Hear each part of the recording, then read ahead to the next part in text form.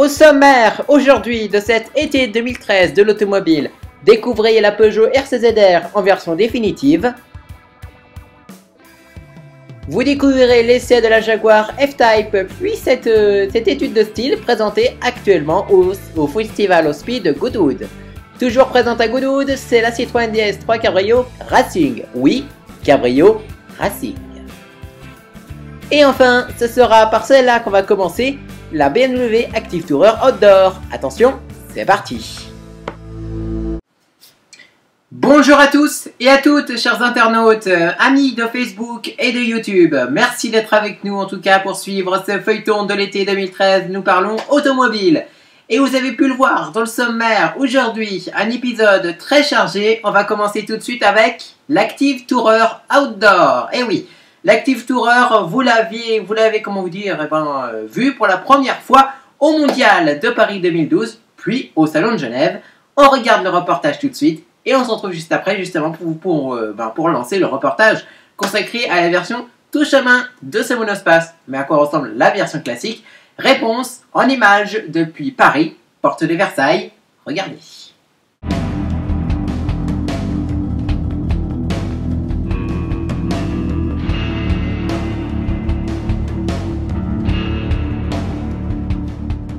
BMW se fend au mondial d'un concept hybride rechargeable. On le devine, l'Active Tourer préfigure un futur modèle compact. Enfin, c'est ce que l'on pense, destiné à concurrencer la Mercedes Classe B.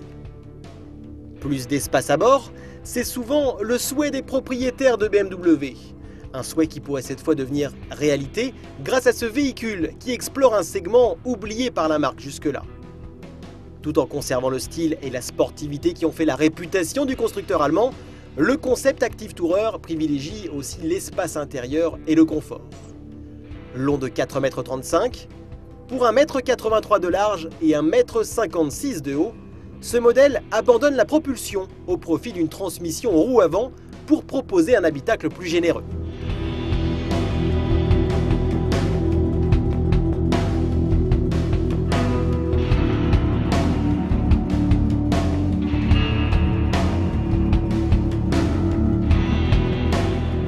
Le conducteur profite de son côté d'une position surélevée, les valises d'un coffre spacieux et les passagers d'une belle habitabilité.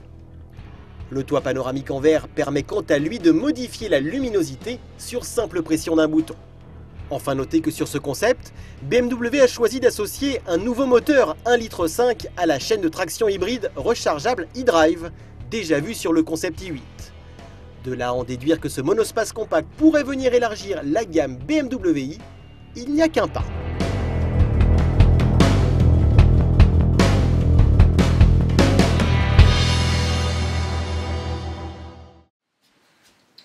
Et oui, vous l'avez donc remarqué, ce concept car était donc le monospace qui sera normalement peut-être présenté en version définitive au prochain salon de Francfort, c'est-à-dire au mois de septembre 2013.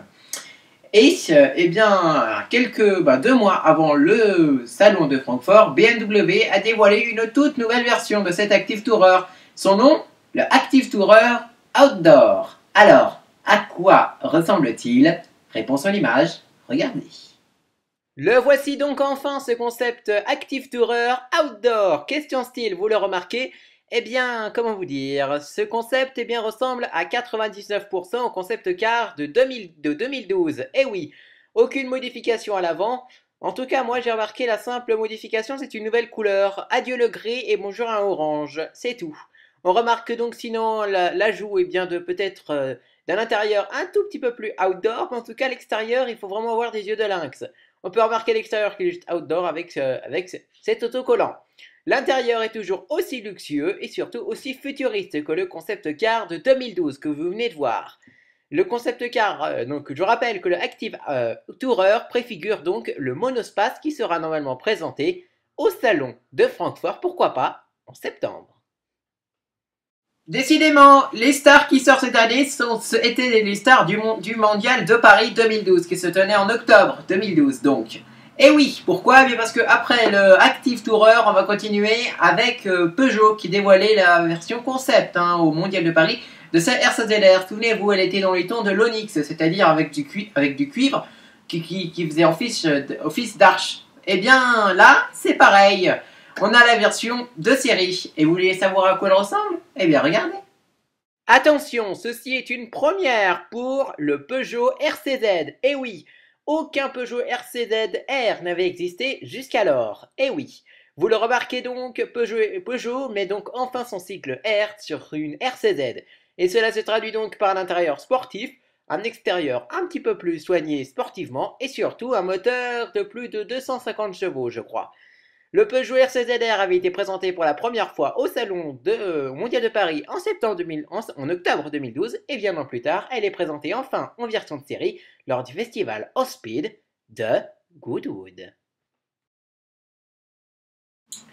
Un de nos désirs lors de la sortie de la Citroën DS3 Cabrio était qu'il y ait une version Racing qui soit disponible tout prochainement au catalogue.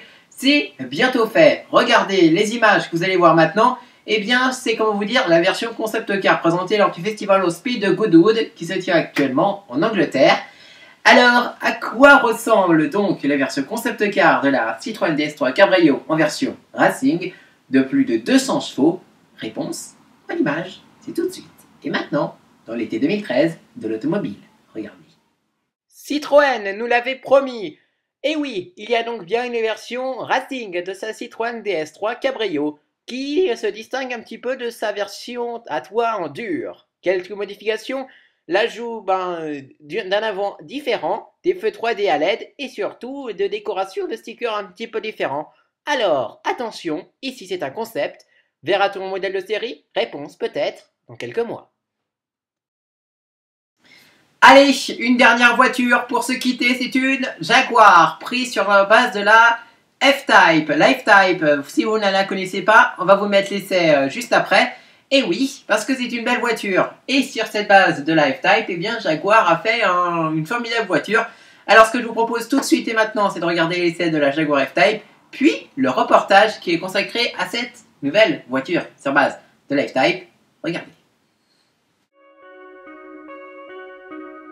Elle avait déjà fait tourner bien des têtes au mondial de l'automobile. Elle a aussi séduit que la belle Lana Del Rey qui attend son exemplaire avec impatience. La Jaguar F-Type s'est enfin laissée dompter et tient toutes ses promesses. S'il ne fait aucun doute qu'il s'agit d'une Jaguar en apercevant la large grille frontale frappée du félin, la F-Type inaugure de nouveaux codes stylistiques marqués principalement par un dessin d'optique avant vertical.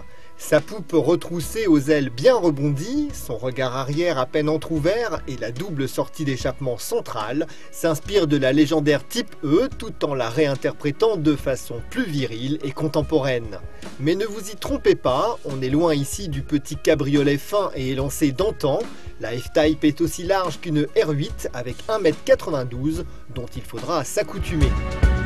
À bord, Jaguar propose toujours une belle variété de matériaux, offrant charme et chaleur, au contraire de la concurrence, surtout germanique. Le cabriolet reçoit une touche d'originalité supplémentaire avec le bouton de démarrage sans clé, les palettes au volant et le sélecteur de comportement couleur bronze anodisé du plus bel effet. Baptisée Inis, cette finition annonce le tempérament de feu qui habite la F-Type.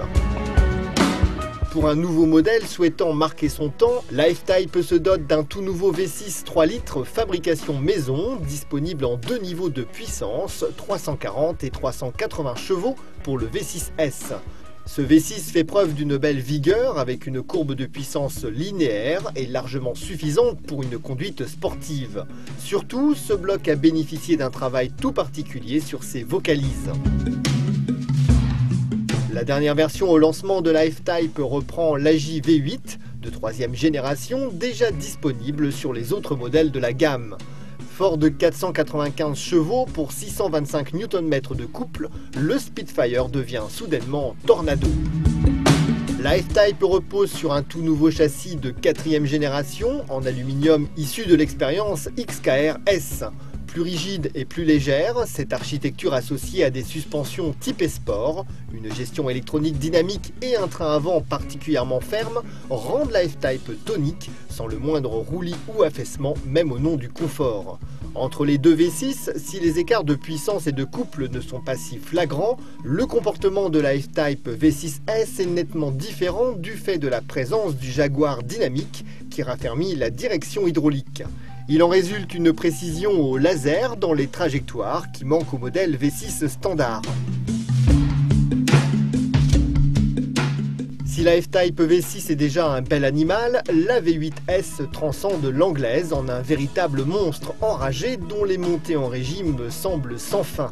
Plus lourde, elle profite toutefois d'une répartition des masses aussi idéale que la F-Type V6, permettant des mises en appui et des freinages sains et progressifs.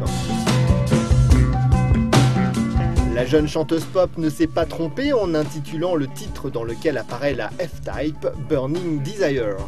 L'anglaise est envoûtante, quelle que soit sa motorisation, avec un dynamisme qui fait oublier les habituelles faiblesses structurelles d'un cabriolet. Malgré un gros travail sur le poids, il faut cependant gagner encore dans ce domaine pour lutter à armes égales face à la concurrence. Côté tarif, c'est déjà gagné par contre avec un modèle V6 qui démarre à 73 800 €, là où une 911 cabriolet ou une Aston Martin V8 Vantage n'a rien à offrir sous la barre des 120 000 €.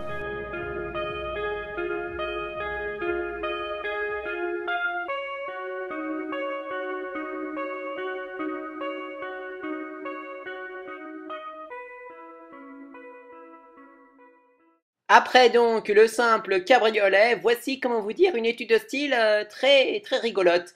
Pourquoi? Eh bien parce qu'elle mélange un petit peu les styles. Voiture de course, cabriolet, le mix des deux, on ne sait pas. Mais en tout cas ce Project 7, tel est son nom, se veut donc une voiture très sportive. Elle a été présentée lors de cette édition 2013 du Festival of Speed de Goodwood qui se tient actuellement. Y aura-t-il une version de série de ce concept? On n'en sait rien, mais en tout cas la prochaine version de série qu'il devrait y avoir, ce sera le coupé, peut-être pour le salon de Francfort.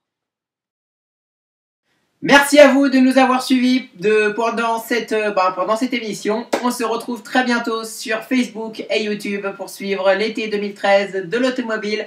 Merci à vous de nous avoir suivis. On va prendre une semaine de vacances maintenant. Et oui, car je pars à Stockholm.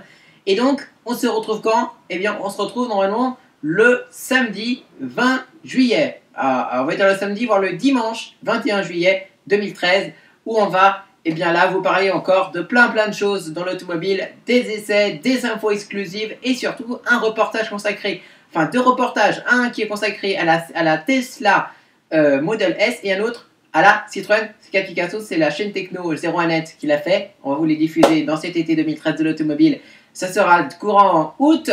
Je vous souhaite de passer une excellente fin de journée, ou plutôt une excellente journée si vous nous regardez le matin, ou une excellente fin de journée si vous regardez le soir, car oui, tout est virtuel. Merci à vous et passez encore un excellent moment. J'espère vous retrouver très bientôt pour la suite de notre feuilleton de l'été. N'oubliez pas, tout cet été, eh bien, c'est l'été 2013 de l'automobile. Merci à tous, à très bientôt.